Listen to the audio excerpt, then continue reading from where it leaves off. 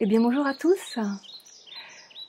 Je ne sais pas si c'est le soleil de Palerme ou l'entrée d'Uranus en taureau, mais voilà, c'est encore une émission spéciale que je vous propose, puisque je vous fais un cadeau. Je suis allée sortir de mes archives une vidéo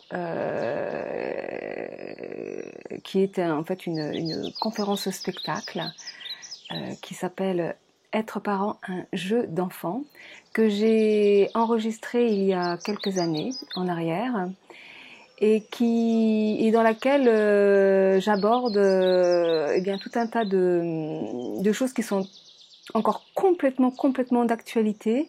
Et c'est d'ailleurs quelques personnes qui ont eu l'occasion de la visionner et qui m'ont dit mais il faut absolument que tu la diffuses à plus grande échelle. Donc voilà, j'ai décidé de la rediffuser. Être parent, un jeu d'enfant. Alors vous aurez compris qu'il y a un jeu de mots, parce qu'effectivement, nos fonctions parentales, c'est-à-dire notre fonction père et notre fonction mère, vont s'élaborer tout au long de notre vie, mais en fonction des images parentales que nous aurons eues. Donc ça se construit très tôt dans l'enfance. C'est un sujet extrêmement complexe et tabou que j'ai abordé avec beaucoup de légèreté, mais en même temps de profondeur. Il est ludique, interactif, poétique, puisque vous allez aussi me découvrir dans mes talents de chanteuse. Voilà, c'est vrai que mon chemin de guérison m'a permis de laisser émerger tout un tas de dons et de talents complètement inattendus. Je vous ai déjà parlé de l'intuition, mais ces talents d'artiste et de créatrice, d'auteur, compositeur, interprète, d'écrivain, puisque j'ai aussi écrit des livres, eh bien sont apparus tard dans ma vie, au fur et à mesure que je m'autorisais à me reconnecter avec le principe de réalité, avec la matière, avec ma corporalité et avec ma nature profonde. C'est une vidéo qui est, je dirais, le fruit de mon histoire, de ma compréhension, le fruit tout un chemin de guérison, de mise en sens et de compréhension. J'ai longtemps travaillé avec des personnes victimes de violences, victimes d'inceste, victimes de viol, de violences conjugales, et aussi autour de la relation parent-enfant, et donc des systèmes d'emprise intrafamiliales et de leurs conséquences intimes et sociales. Dans cette vidéo, vous pourrez comprendre comment s'élabore l'estime de soi et la confiance en soi, mais aussi comment se construisent les dépendances affectives et toutes les formes d'addiction que nous pouvons développer tout au long de notre vie. Ce spectacle est issu d'un livre que j'ai écrit qui s'appelle Les règles du jeu et qui est sorti aux éditions Edilivre. Je pense que vous devez peut-être le trouver sur Amazon encore. Et sinon, vous m'écrivez et je pourrais vous donner un lien pour vous le procurer. Si ça vous intéresse, bien entendu. Donc, à la fin de cette vidéo, eh bien c'est comme pour mon spectacle Les Clés du Bonheur. Les Clés du Bonheur est en fait la suite de ce spectacle-là, Être parent, un jeu d'enfant, puisque je l'ai construit après et c'est la suite logique en fait.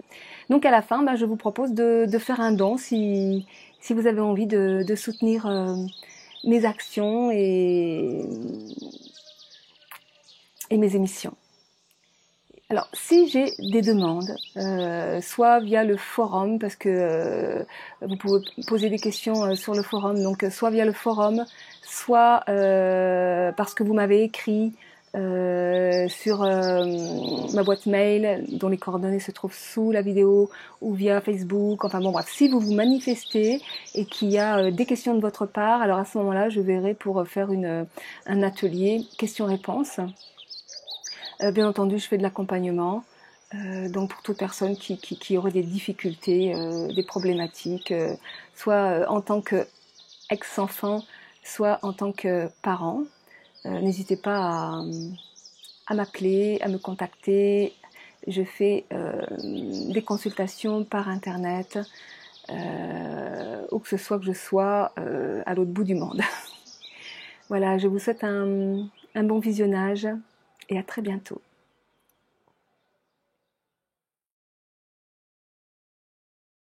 Au commencement, l'être est une idée lumineuse. Mais pour que cette idée fonctionne, eh bien, il lui faut un corps.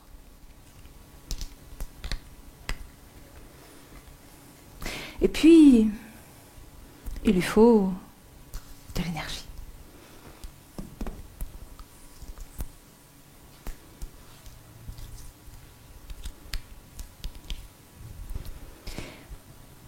Et lorsque tout est connecté, relié, aligné, unifié, alors là, c'est magique. Ça s'allume. Mais bon, avant d'en arriver là, avant que l'être devienne un humain éveillé, conscient et lumineux, eh bien, il va falloir faire un petit bout de chemin. Car au commencement, lorsque l'être s'incarne dans la matière et que l'enfant paraît, eh bien, il est tout d'abord relié à sa matrice parentale, c'est-à-dire à la source d'énergie de ses parents. Vous voulez bien me servir de source parentale ? Le bébé ainsi est relié à leur corps, à leur désir, à leur amour, à leurs rêves, à leurs projets. Mais peu à peu, au fur et à mesure que l'enfant grandit, le rôle de cette matrice parentale est de couper cette sorte de cordon ombilical avec douceur et fermeté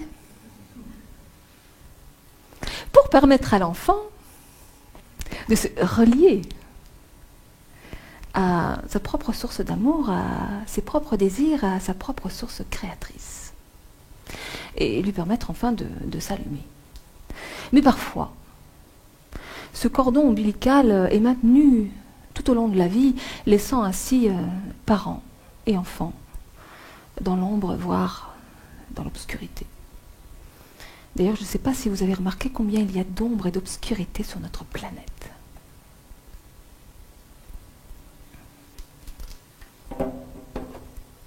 Je vous remercie. Alors, je vais aller un peu plus dans les détails et reposer un petit peu à les fondamentaux. Au commencement se trouve donc la fusion. Fusion du désir entre un homme et une femme, fusion entre un ovule et un spermatozoïde, fusion dans le ventre maternel. Et puis après avoir passé 9 mois de symbiose dans ce ventre maternel, eh bien, l'enfant paraît.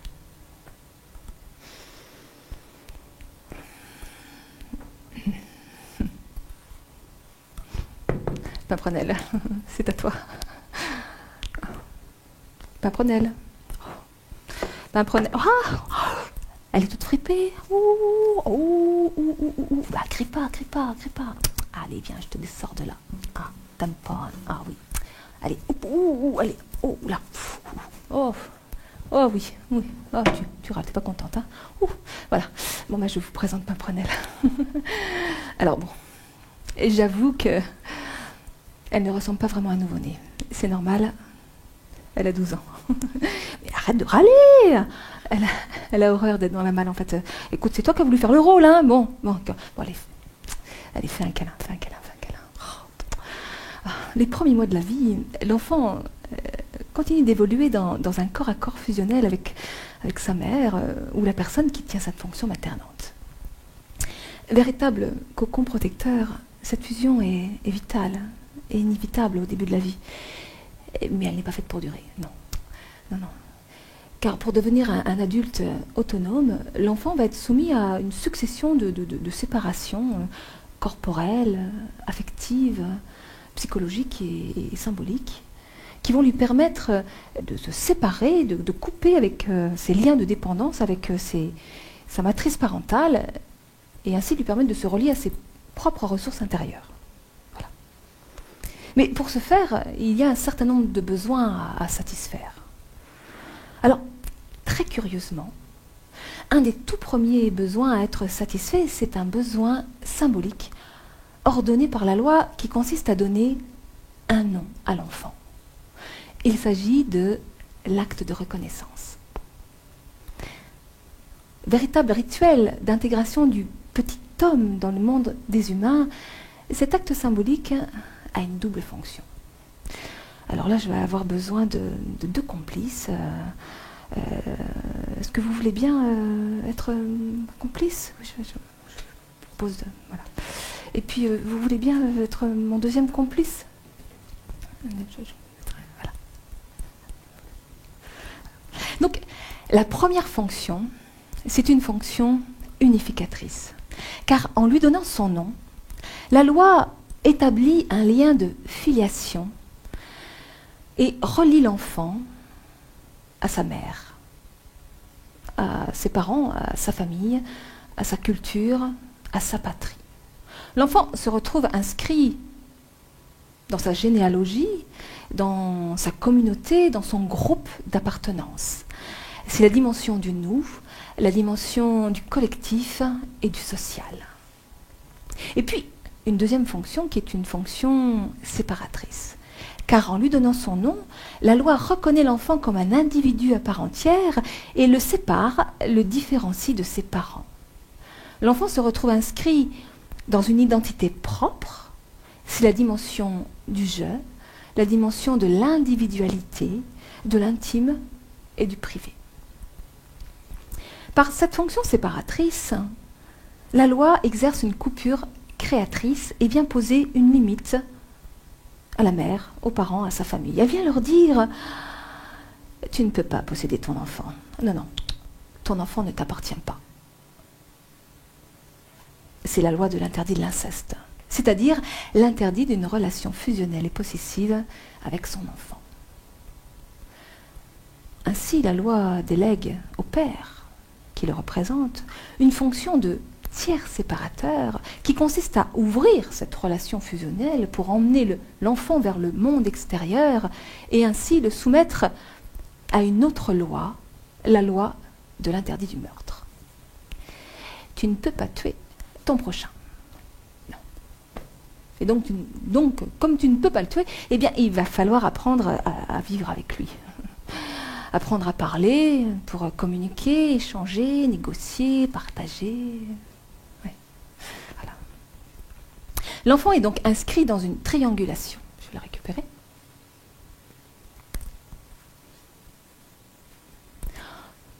Voilà. Entre sa mère, qui représente symboliquement la fusion, la fonction cocon et maternante, et son père, qui représente symboliquement l'altérité, la loi, la fonction séparatrice et créatrice. Alors, la fonction séparatrice est représentée physiquement par le père, mais c'est une fonction psychique et symbolique qui peut être exercée par la mère ou n'importe quel autre individu. Voilà. De la même façon, la fonction maternante est représentée physiquement par la mère, mais c'est une fonction psychique et symbolique qui peut être représentée par le père ou n'importe quel autre individu. En tant qu'adultes, nous sommes tous porteurs de ces deux fonctions. Elles ne sont ni sexuées, ni réduites au seul père et mère, qui restent cependant les premières figures parentales. Merci.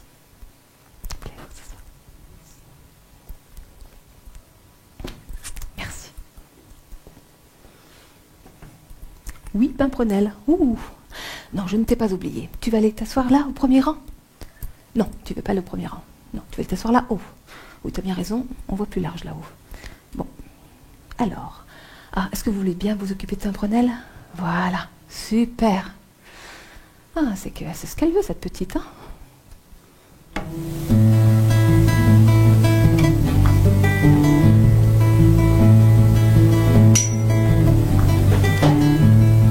Je suis la chair de ta chair, tu m'as donné ton nom. Je suis ton lien et ta prière, tu m'as donné ton nom. Je suis l'enfant d'une bohème, perle d'amour à fleur de peau.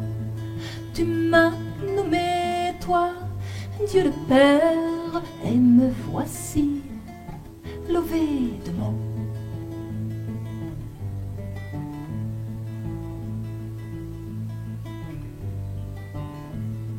Je suis ton sang, ta vie, ta sève, je porte ton nom. Enveloppé dans cette ascèse, je vis en ton nom. Je suis l'enfant qui porte tes rêves, désirs secrets d'une vie éternelle. Je suis ton ombre et ta lumière, l'histoire d'un nom sempiternel.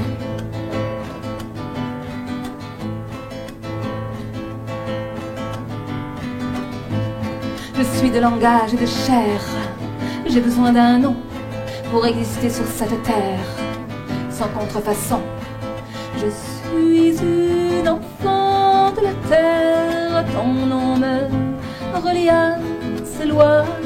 Oui, c'est le deuil que tu dois faire. Non, non, je ne suis pas à toi. Je suis l'enfant de l'univers, mon âme n'appartient qu'à moi. Oui, c'est le deuil que tu dois faire. Non, non, je ne suis pas à toi. Non, non,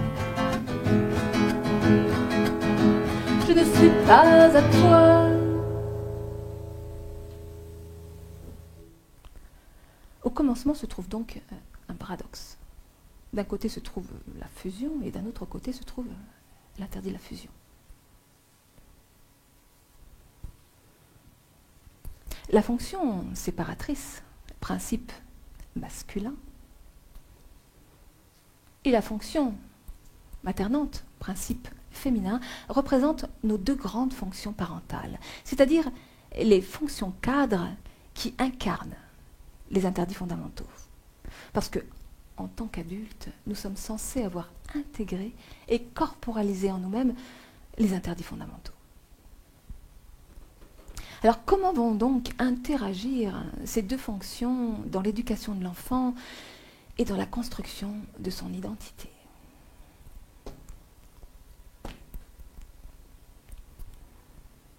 En lui donnant son nom, la loi donne à l'enfant une sorte d'enveloppe symbolique, un vêtement social qui lui permet d'exister dans le monde. Et cette enveloppe symbolique joue un rôle de contenant qui relie, assemble, articule entre elles les différentes dimensions de l'être. Le corps, l'esprit, le langage et l'imaginaire. Imaginaire collectif, car notre nom porte en lui l'histoire qui nous a créés. L'histoire de notre famille, de nos parents, mais aussi l'histoire de notre culture et du monde dans lequel nous vivons. Par exemple, savez-vous qui a choisi votre prénom? Pourquoi il l'a choisi? Quel est son sens étymologique? Et votre nom? D'où vient-il? Est-il d'origine française, étrangère? De quelle région est-il? Est-il porteur de blessures, de secrets? Notre nom et notre prénom sont comme une forme pensée, constituée d'histoire, de croyances, de mémoire émotionnelle, reliée à un imaginaire collectif avec lequel l'enfant est totalement fusionné, identifié au début de sa vie. Pour advenir dans son individualité, et dans la conscience de lui-même, il va devoir apprendre à incarner, à habiter physiquement cette enveloppe symbolique à travers tous ses sens. L'ouïe, la vue, l'odorat, le goût et le toucher. C'est en l'enveloppant de gestes, en le nourrissant, en le lavant, en le berçant, en le caressant, et en posant des mots sur ses émotions, sur ses sensations, sur ses images, que l'enfant intègre peu à peu ses propres limites et sa propre valeur. C'est parce que l'enfant se sent accueilli, valorisé dans ses pensées propres, dans ses ressentis, dans son imaginaire, qu'il va pouvoir élaborer des repères internes stables, cohérents et sécurisants, et qu'il va pouvoir développer de l'estime de soi,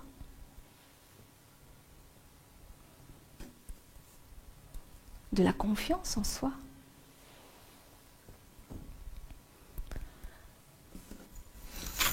des ressources intérieures, c'est-à-dire des valeurs et de la valeur. Valeurs sur lesquelles il va pouvoir s'appuyer pour aller vers le monde extérieur. Et c'est dans ce mouvement incessant entre le dehors et le dedans que l'enfant se tricote avec le monde et qu'au fur et à mesure qu'il grandit, il entre dans la conscience de lui-même, des autres et du monde qui l'entoure. Et puis peu à peu, il apprend à satisfaire ses besoins vitaux, à prendre soin de lui, à nourrir ses propres valeurs et devient ainsi une mère pour lui-même. Et puis, il intègre des règles et des lois pour vivre avec les autres, s'éveille à son propre désir, ose aller vers l'inconnu, développe son propre pouvoir d'action et devient un père pour lui-même. C'est alors qu'il devient son propre contenant. Dans cette étape, on dit que l'ego est unifié. L'individu a intégré, corporalisé en lui-même la dimension du je, la dimension du nous. Il peut alors advenir dans une autre dimension de lui-même, la dimension du soi. La dimension du soi intègre notre dimension spirituelle et nous relie à notre source créatrice et à notre plein potentiel, à notre pleine puissance. Et lorsque nous incarnons cette dimension, alors nous entrons dans notre rayonnement intérieur et dans le sens de notre vie sur Terre. Car au commencement, l'être est une idée lumineuse. Mais pour que cette idée fonctionne, il lui faut un corps. Et puis, il lui faut de l'énergie.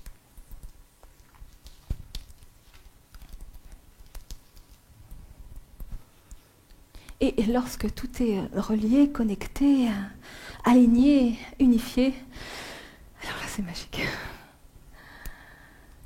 Ça s'allume. Enfin bon, tant que l'enfant est un enfant,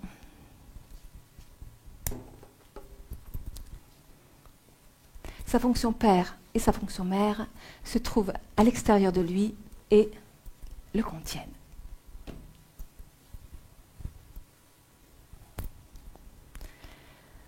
Alors bien sûr, il y a des ajustements à faire tout au long de l'éducation, parce qu'un enfant n'a pas les mêmes besoins s'il a 3 ans ou s'il a 15 ans.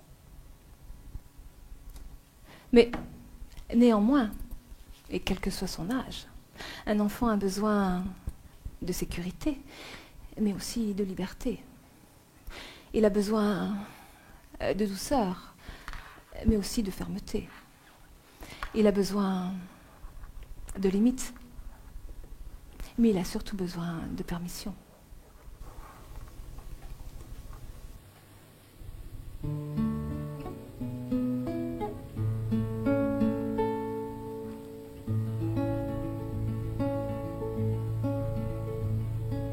Oui, je t'ai désiré t'ai doucement rêvé, j'ai tant voulu que tu viennes. Mais tu es venu t'annoncer. Et j'étais bien effrayée, rien qu'à l'idée de t'effleurer. Comment fallait-il que je t'aime? J'avais si peur de te briser. La tendresse. Quelle est donc cette promesse que je t'ai faite lorsque tu es arrivé? La tendresse en plein cœur de ma détresse, elle m'empresse de prendre soin de mes faiblesses, apprivoiser ma tristesse, pour que vive ma forteresse, et que mes peurs jamais te blessent. Comment t'aimer sans t'étouffer, te protéger sans t'enchaîner? Il a fallu que je comprenne. Mes peurs sont ta seule prison. Laisse-moi penser mes blessures, j'en prendrai soin, je te l'assure. Tu n'as pas à combler mes peines. Mon amour est sans condition. La tendresse. Quelle est donc cette promesse que je t'ai faite lorsque tu es arrivé?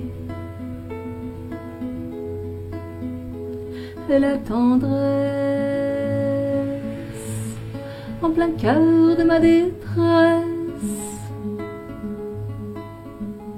elle m'empresse de prendre soin de mes faiblesses, apprivoiser ma tristesse, pour que vive ma forteresse, et que mes peurs jamais te blessent. Je ne peux combler tes désirs, ni t'apporter tous les plaisirs. Il a bien fallu que j'apprenne à dire non et te voir pleurer. Tes larmes sont des perles d'amour que tu amasses au fil des jours pour apprendre à combler tes peines et grandir vers ta liberté. La tendresse, c'est une belle promesse que je t'ai faite lorsque tu es arrivé. Et la tendresse en plein cœur de nos détresses, elle nous presse de prendre soin de nos faiblesses, apprivoiser nos tristesses, pour que vivent nos forteresses, et que nos rêves toujours caressent. La tendresse, la tendresse,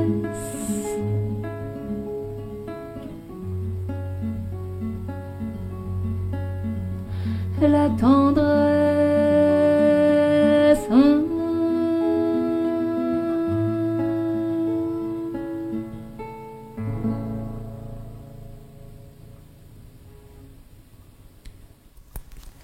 Le rôle de la fonction séparatrice, la fonction père-mère qui demande rigueur et fermeté, est de venir mettre une limite à la fonction maternante Fonction papa, maman qui demande douceur et générosité, et ainsi de séparer les espaces corporels, affectifs, symboliques. C'est dans l'interaction entre ces deux fonctions que l'enfant élabore peu à peu la notion d'intimité. Car nous avons besoin d'intimité. Nous avons besoin de nous voiler physiquement, d'avoir des jardins secrets, un territoire intime et privé. L'intimité n'est pas que corporelle, elle est aussi affective et psychologique. Entre parents et enfants, il y a donc des territoires interdits, des savoirs interdits et des amours interdits. Tous les désirs ne sont pas réalisables. Qu'est-ce que tu dis, Pimprenelle? J'entends pas. Tu peux parler plus fort, s'il te plaît? Vous pouvez me répéter ce qu'elle dit, s'il vous plaît? Non, bon, elle vient là, allez, viens. Voilà. Tu vas aller t'asseoir là-bas tout en haut, puis voilà, résultat, hein, qu'est-ce que tu me dis? Ah, c'est quoi un désir? Ah bah oui, effectivement, oui. Oui. C'est très important de ne pas confondre les besoins et les désirs. Et oui, ouais. Les parents ont la responsabilité de satisfaire les besoins vitaux de leurs enfants, besoins corporels, affectifs, psychologiques, relationnels, symboliques. Rien qu'avec les besoins, il y a beaucoup à faire. Hein.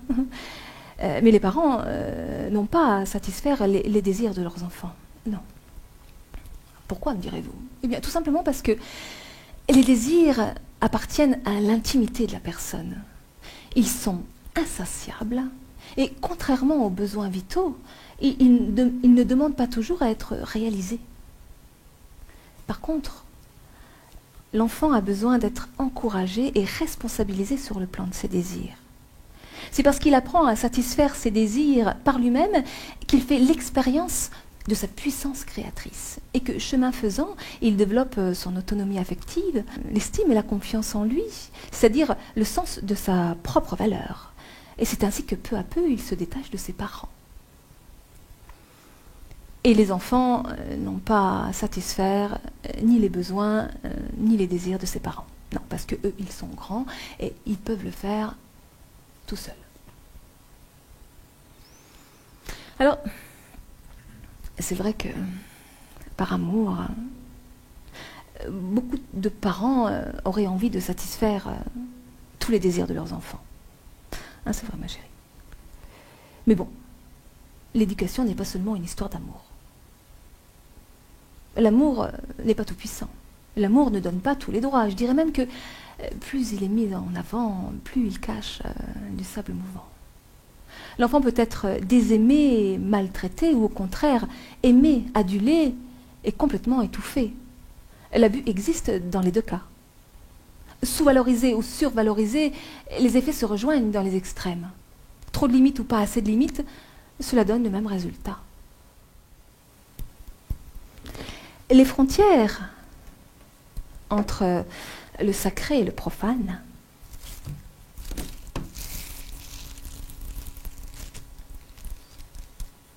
entre l'intime et le social, entre soi et l'autre,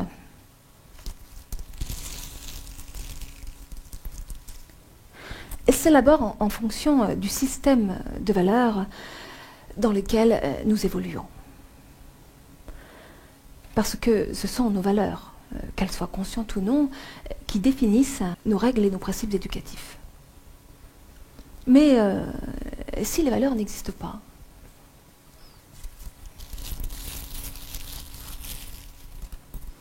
et si les règles sont floues ou incohérentes,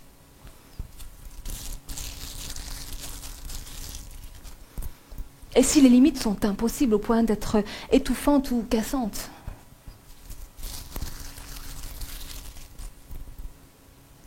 alors l'enfant ne peut pas se séparer.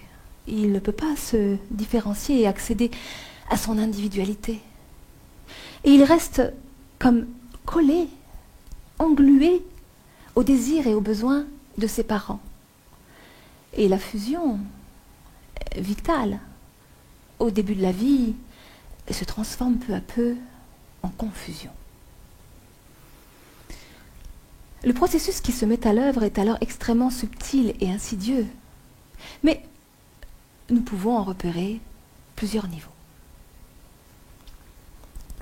Le premier niveau, c'est une emprise affective qui consiste à faire croire à l'enfant que pour être aimé, il doit satisfaire les besoins, les désirs, les exigences de ses parents ou de ses tuteurs.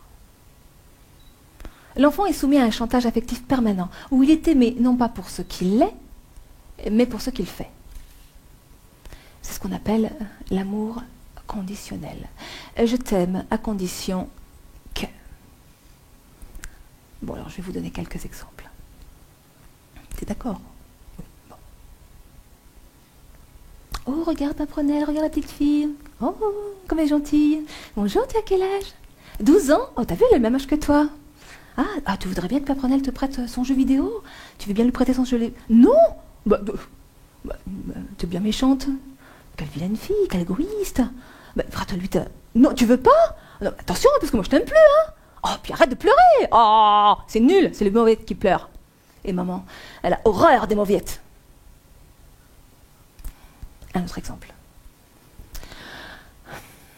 Plus tard, Paprenelle, elle sera institutrice. Oh, c'est mon rêve. Comment ça, non? Ah non. Écoute, on va recommencer, on a déjà eu la discussion. Tu deviens institutrice, sinon tu n'es plus ma fille. Encore un petit peu plus pernicieux. Oh, mon amour, ma fille. Heureusement que tu es là, sinon je mourrais.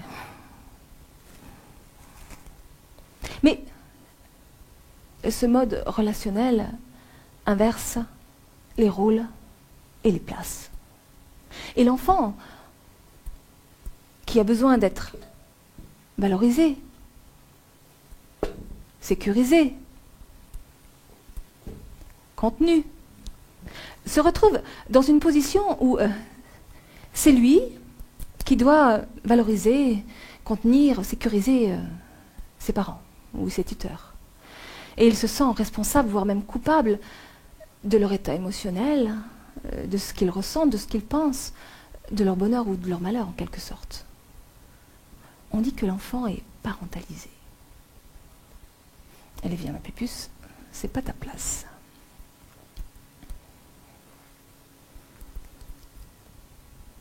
L'emprise psychologique, le deuxième niveau, est la suite logique de l'emprise affective. L'enfant ne peut pas intégrer ni psychiquement, ni émotionnellement ce qu'il vit, car les mots posés sur le réel n'existent pas ou ne sont pas les bons. L'histoire qui se raconte n'est pas en lien avec la réalité de ce qui est vécu au niveau des émotions, des sensations, des images. Lorsque l'enfant est disqualifié, par exemple, jugé, humilié, ou lorsqu'il est enfermé dans un mensonge ou dans un secret. Mais si les mots et le langage ne sont pas cohérents avec la réalité, alors l'enfant ne peut pas identifier ce qui lui arrive vraiment. Il se crée une sorte de ligotement psychologique, où l'enfant est maltraité, mais il ne peut pas le savoir. Il ne peut pas le penser, il ne peut donc pas en parler. Et l'enfant se retrouve incapable de discerner le mensonge et la vérité, le réel et l'imaginaire, et il se construit dans la confusion. Bon, je vais te poser. Tu veux bien t'asseoir là?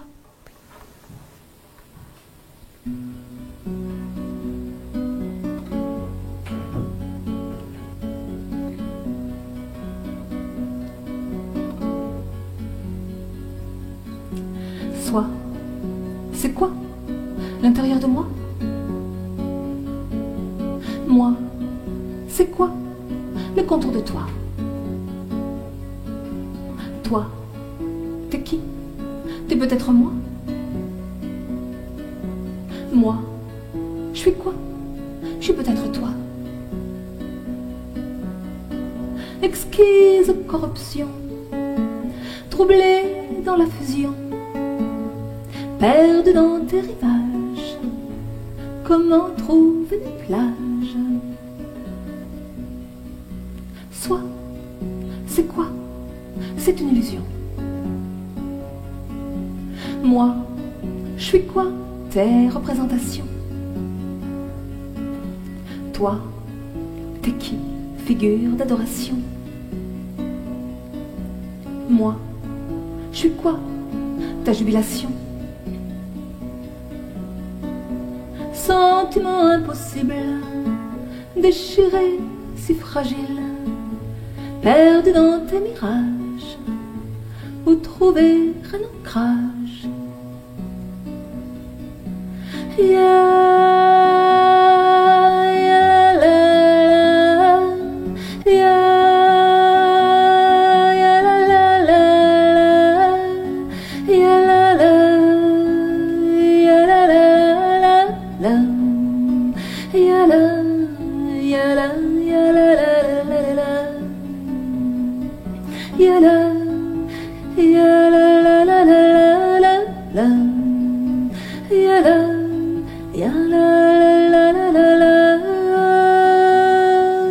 Soit, c'est quoi? Une exubérance. Moi, je suis quoi? Les plaies de ton enfance. Toi, t'es qui?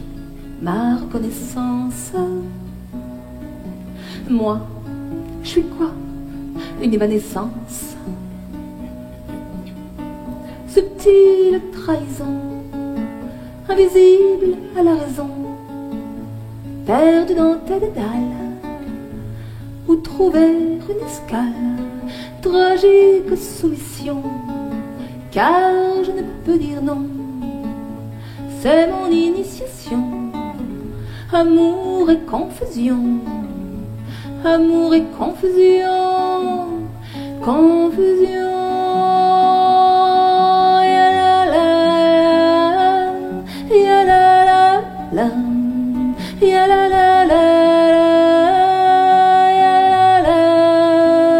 C'est mon initiation. Amour et confusion, amour et confusion, confusion.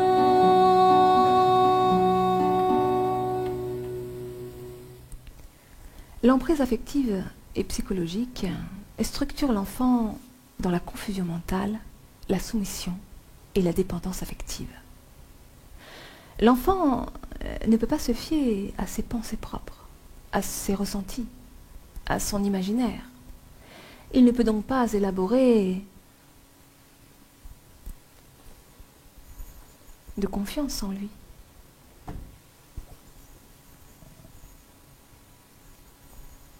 D'estime de lui.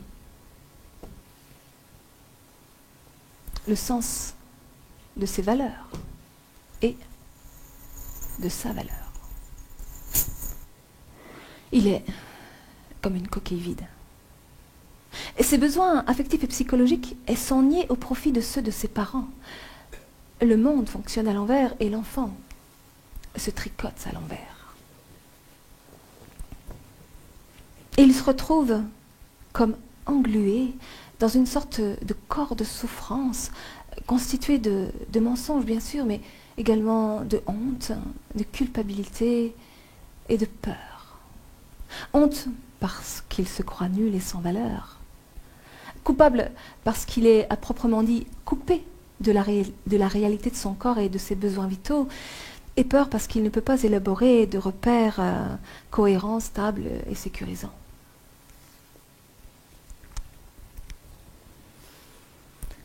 Anesthésié émotionnellement, ligoté psychologiquement, l'enfant devient alors une proie facile.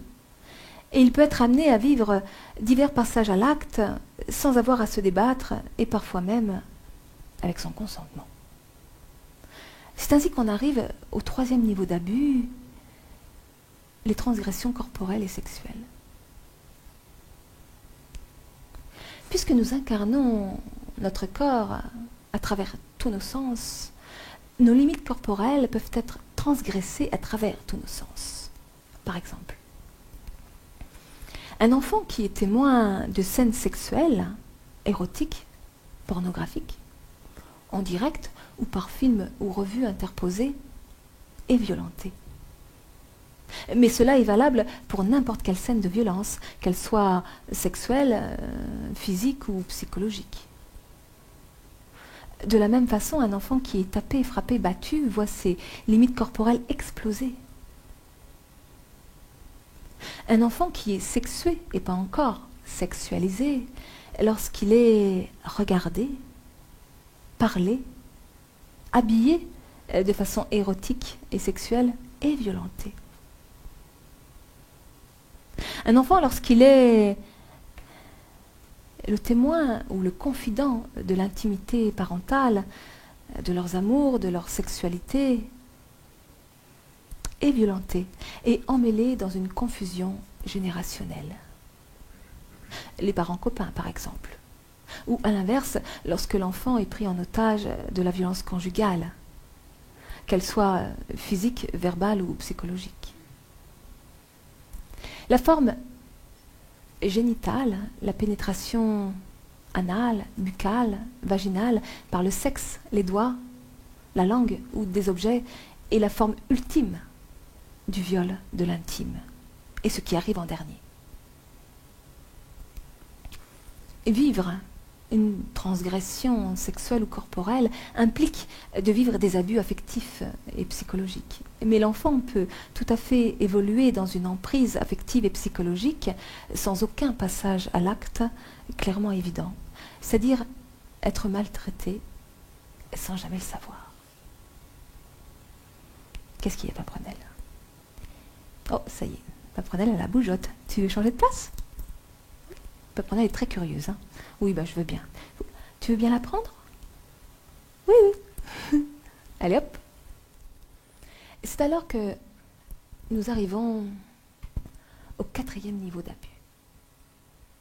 L'emprise culturelle et sociale.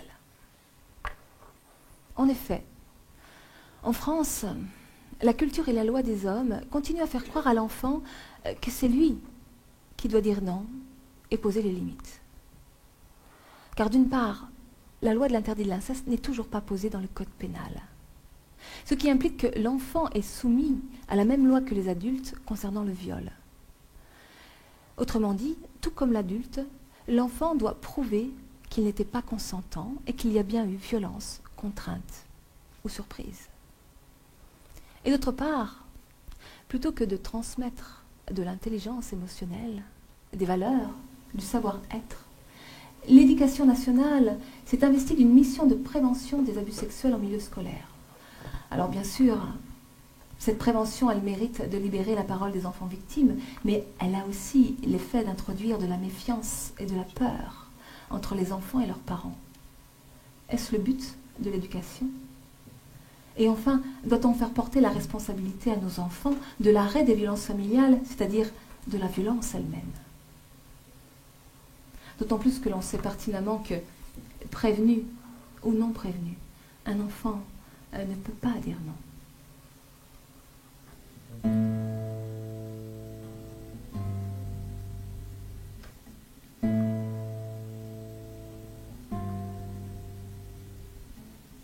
On me dit que les autres sont des étrangers. Attention mon enfant, ils peuvent être méchants. On me dit que les autres sont des inconnus. Attention mon enfant, ils peuvent te mettre à nu. Ton corps c'est ton corps, et il t'appartient. Ton corps c'est ton corps, ça, retiens-le bien. Tu peux dire non, il faut dire non. Tu dois dire non. Et pour moi les autres étaient devenus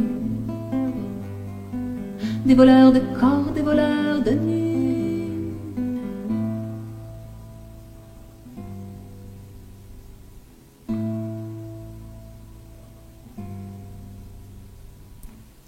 Avec toi maman, je suis pas en danger. Soit serein mon enfant, soit obéissant. Le danger c'est les autres, ça, tu le sais bien. Sois confiant mon enfant, car c'est pour ton bien. Ton corps c'est ton corps, et il t'appartient. ton corps c'est ton corps, ça, retiens-le bien. Tu peux dire non, il faut dire non, tu dois dire non. Et pour moi maman, tu es devenue l'ange de mon corps, l'ange de mes nuits.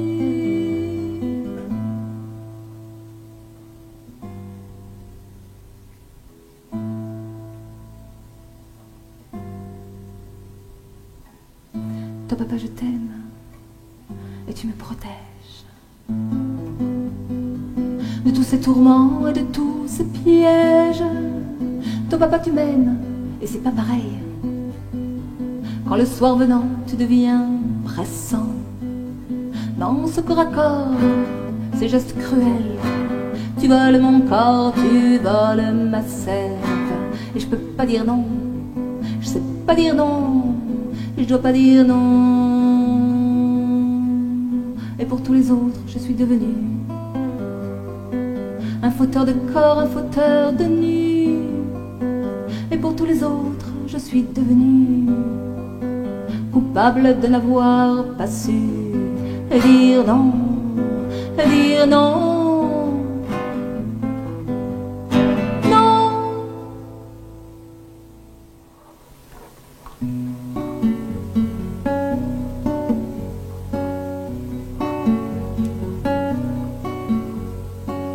Quand j'étais petite fille, tout dedans cousu de fil, de dentelle, de soie fragile. Dans mon palais de princesse, ma robe était de tendresse, nos jeux pleins de sagesse. Je pouvais, comme une anguille, me faufiler dans tes fils. On tissait, c'était subtil, ce lien fort et invisible qui a fait de moi ta fille. Mais les histoires de princesses sont parfois pleines de tristesse, de trahison qui blesse.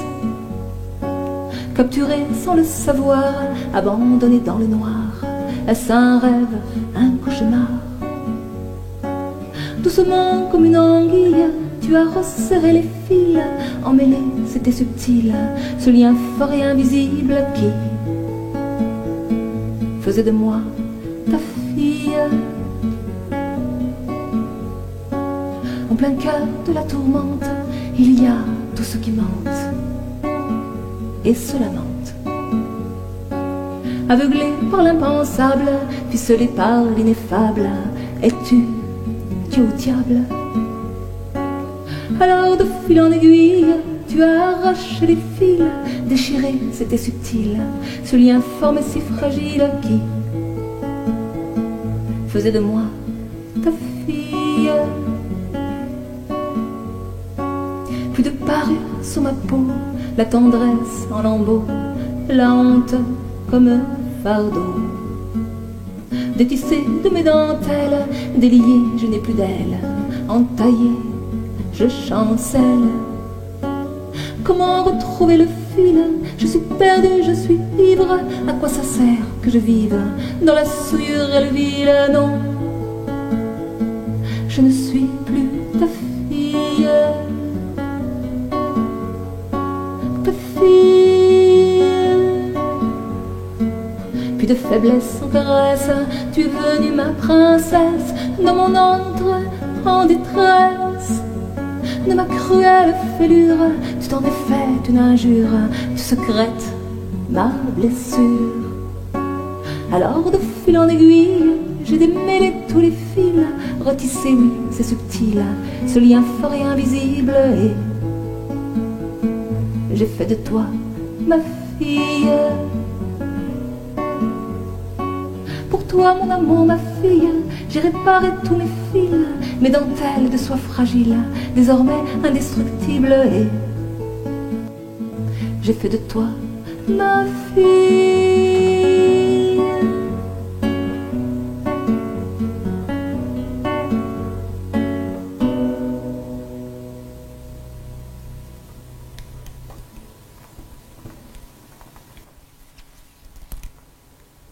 Ça va pas, Pimprenelle? Pimprenelle? Ouh là là, dis donc, t'es en colère? Qu'est-ce qui se passe? Viens me voir. Dis-moi ce qui va pas. Ah bah oui. Bah oui, tu as tout à fait raison. Oui. On n'a pas à faire de la prévention auprès des enfants, non. On a à faire de l'éducation, ce qui n'est pas du tout la même chose. Tu as tout à fait raison, ma puce. Oui. Alors, eh bien, je vais demander à la fonction paternelle de bien vouloir revenir sur scène. C'est possible? Donc, mettez-vous là. Un peu de... Alors, au début de sa vie, l'enfant évolue dans un corps à corps fusionnel avec sa mère ou la personne qui tient cette fonction maternante. Le rôle de la fonction séparatrice est d'ouvrir cette relation fusionnelle pour qu'elle devienne créatrice. Mais pour que le père puisse exercer cette fonction séparatrice et créatrice, il doit être reconnu et légitimé par la mère. Le père doit prendre sa place, mais la mère doit lui laisser. Alors, nous allons imaginer, juste imaginer, que nous avons procréé cet délicieux enfant tous les deux. Voilà. Et donc, je vais vous demander d'exercer votre fonction séparatrice. Hein? Vous êtes prêts? On y va. Non. Alors, exercer une fonction séparatrice ne veut pas forcément dire arracher l'enfant des bras de la mère, bien que parfois ça se passe vraiment comme ça. Non.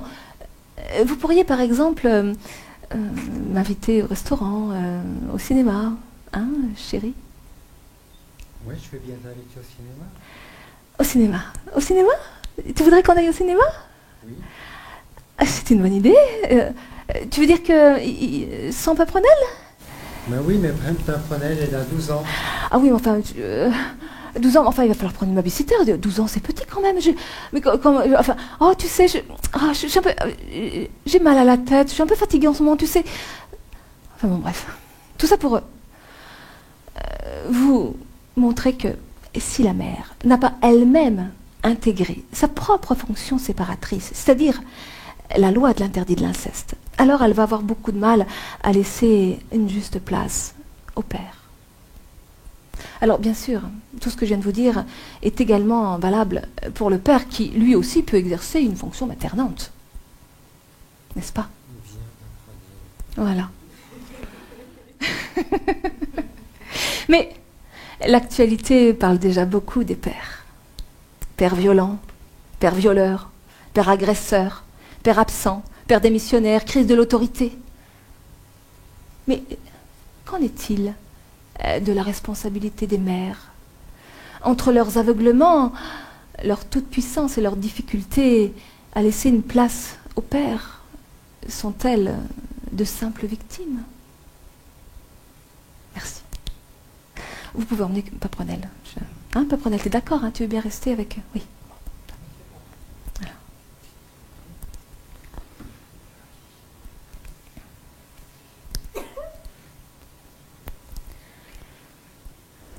Pendant longtemps, je me suis posé la question, finalement, comment devenir un bon parent lorsque l'on a eu soi-même des parents défaillants? Et puis, au fil des années, ma question s'est transformée. Aujourd'hui, elle serait plutôt devenue comment ne pas devenir un parent défaillant lorsque l'on vit dans une culture et un environnement défaillant? Parce que il faut quand même bien avouer que notre culture ne nous invite guère ni à nous séparer, ni à intégrer des valeurs. Nous vivons à l'heure de la domination maternante et de la transition douce. Plus aucun rituel ne vient marquer les différents passages de la vie. L'être humain ne sait plus et ne veut plus gérer la souffrance, les frustrations, les ruptures, les deuils, les séparations.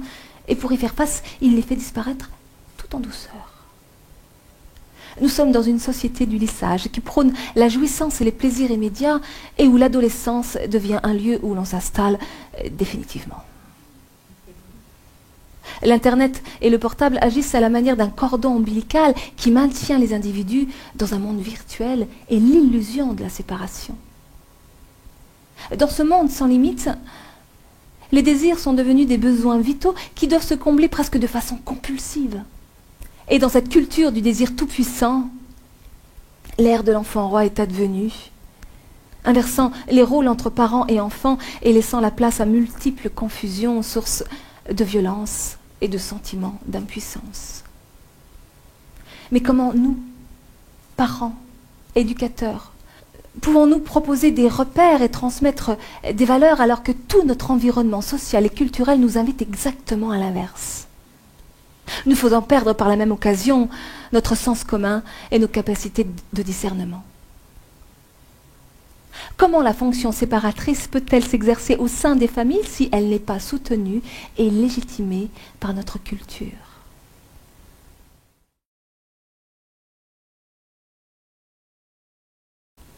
Au cœur de la vie, au cœur de la mort, tu es un mystère que personne n'ignore. Fusion originelle ou magma informe, parfois, je t'implore, parfois, tu me dévores. Telle une rivière aux courants innocents, tu dessines les berges de lits interdits. Tes eaux sont profondes, tes reflets esquis, tes ondes indécentes, tes flots insoumis. Ô rivière, rivière de l'oubli, émane en ton sein un désir inassouvi, qu'il est bon de s'étreindre dans tes bras infinis. Mais gare aux novices dont tes eaux se nourrissent, à vouloir se baigner, tu finis par les noyer. Car si par malheur il me vient le vice de forcer l'orée de tes lieux sacrés, tu deviens insecte, belle araignée. Tu tisses ta toile invisible et viciée. Je m'englue dans ta poisse, je deviens sacrifice, emmêlé, ficelé, tu n'as plus qu'à sucer toute ma sève, toute ma moelle, tellement tendre à manger. Et je deviens coquille vide, légère à flotter, dans tes eaux mortifères, je dérive à crever. Ô rivière, rivière de l'oubli, émane en ton sein un désir inassouvi, qu'il est bon de s'étreindre dans tes bras infinis. Mais gare aux confusions, tout désir n'est pas bon à saisir, de ce piège chacun doit s'affranchir. Car si par bonheur il me vient la malice de rester à l'orée de tes lieux sacrés, tu deviens un zeste de citron fruité. Tu m'ouvres au tissage de mon humanité. Je me relie à ma source, je deviens créatrice. Je pétille, m'émoustille de ma sève sucrée. Je croque la vie à pleines dents, je suis vivante là, tout dedans. Je contemple tous tes mystères posant là une belle frontière. Tu nous caresses ou nous transperces, tu nous éveilles ou nous endors, tu nous habites tous, insectes ou inceste. Qui es-tu?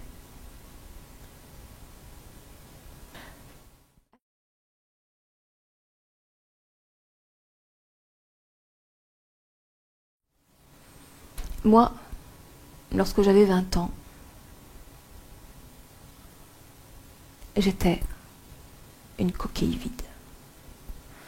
Ou plutôt un nourrisson géant. J'avais bien une enveloppe, un corps d'adulte, mais à l'intérieur, j'étais comme un tout petit nourrisson, sans aucune autonomie affective, sans aucune conscience d'être, sans aucune maturité relationnelle. Et j'étais ce qu'on appelle une personne clivée. J'étais coupée de la réalité de mon corps et de mes besoins vitaux, coupée de mes désirs, coupée de mes ressources intérieures, de ma source créatrice. Et je vivais comme enfermée dans ma tête. Je n'étais plus qu'une idée, une représentation, une image. Et cette image de moi dépendait totalement du bon vouloir des autres, à qui j'avais délégué tout mon pouvoir et toutes mes valeurs.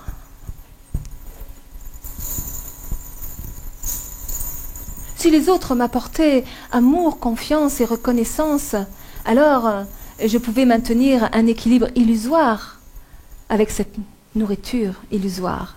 Mais si les autres ne m'apportaient plus cette nourriture affective, alors, catastrophe, sans béquille, je m'écroulais. Je n'étais plus personne. Depuis ma plus tendre enfance, mes croyances s'étaient bâties autour d'un énorme mensonge. Je ne suis aimable et valable que si je suis ce que les autres veulent de moi. Alors je passais ma vie à m'occuper des besoins des autres, des désirs des autres, des rêves des autres, en attendant bien entendu qu'ils fassent la même chose pour moi. En fait, comme je n'arrivais pas à me relier, à me connecter à l'intérieur, j'essayais désespérément d'aller me brancher chez les autres. Vous voulez mieux me brancher, s'il vous plaît? S'il vous plaît.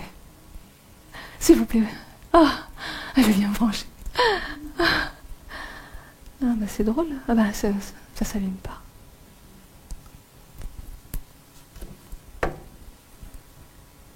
Une petite fleur peut-être, hein? Un petit effort.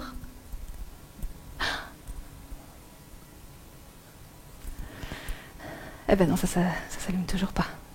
Et je crois qu'elle est complètement incompétente. Alors on va aller voir ailleurs. Ah, je sens que là-bas, vous allez m'allumer. Je sens que... Non. Eh ben non, ça s'allume toujours pas. Alors, peut-être que... Avec une fleur un peu plus grosse, regardez comme je suis gentille. Non, ça s'allume toujours pas. Non, alors, là j'ai peut-être une solution. Une petite fraise tagada, hein? Oh. Avec une petite rein, un petit peu de concentration, une petite fraise tagada. Voilà, elle mange la petite fraise tagada.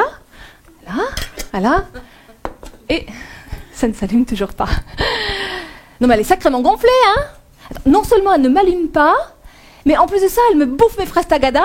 Mais c'est d'une incompétence et d'un abus. Mais alors franchement, c'est pas possible ça. Ah, alors ça, je sens que là... Vous allez m'allumer. Petit effort, concentration.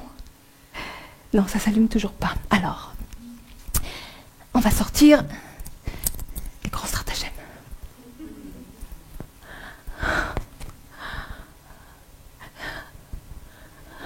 Et non, ça s'allume toujours pas.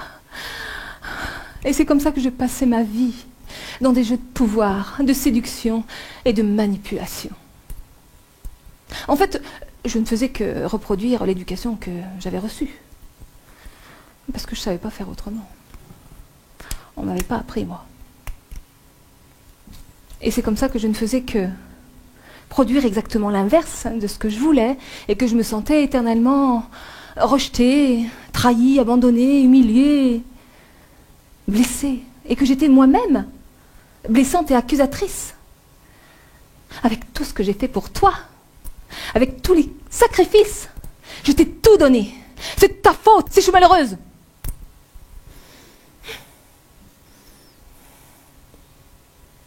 Et c'est drôle parce que, avec nos besoins physiologiques, par exemple, vous savez, quand on a faim, on va se préparer à manger et on mange.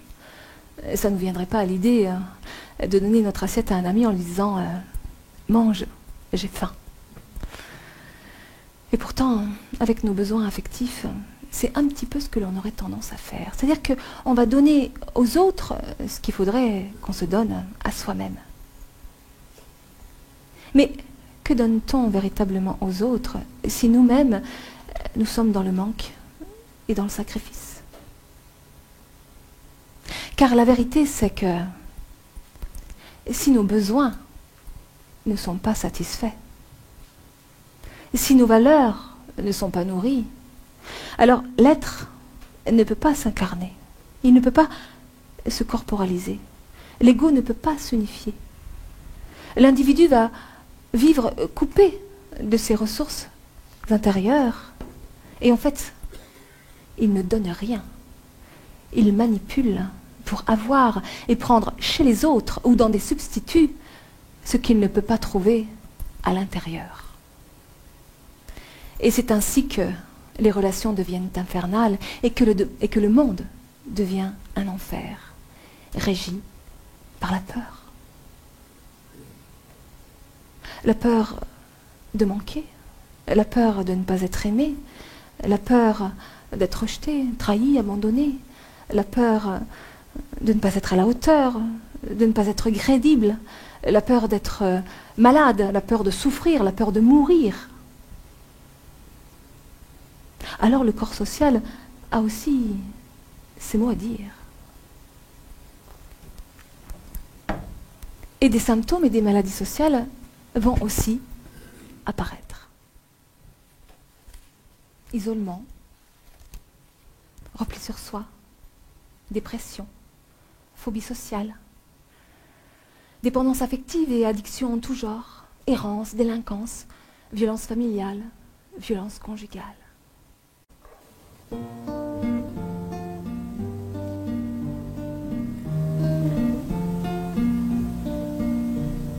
Tout le monde est une drôle de personne, et tout le monde a l'âme emmêlée. Tout le monde a de l'enfance qui ronronne au fond d'une poche oubliée, au fond d'une poche oubliée.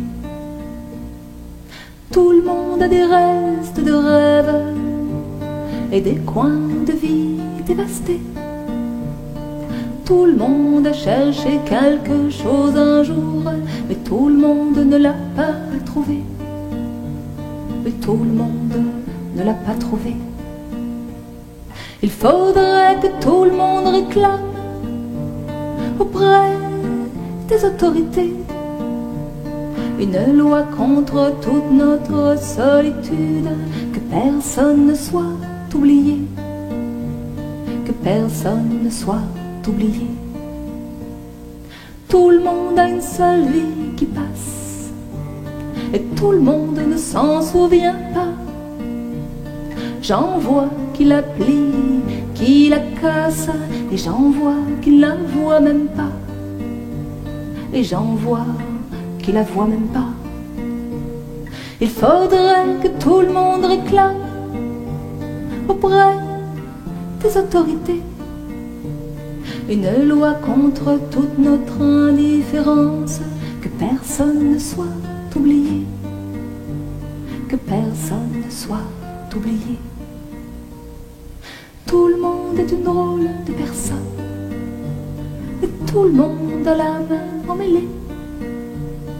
Tout le monde a de l'enfance qui résonne au fond d'une heure oubliée, au fond d'une heure oubliée.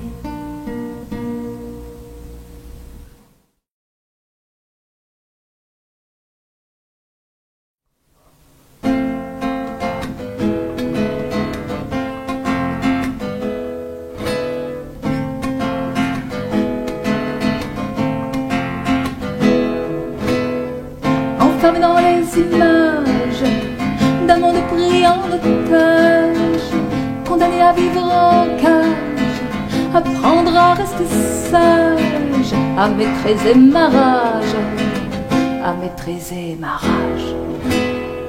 J'étouffe, j'en peux plus, c'est fini, dégagez-moi tout ça. Je ne veux plus être le geôlier de vos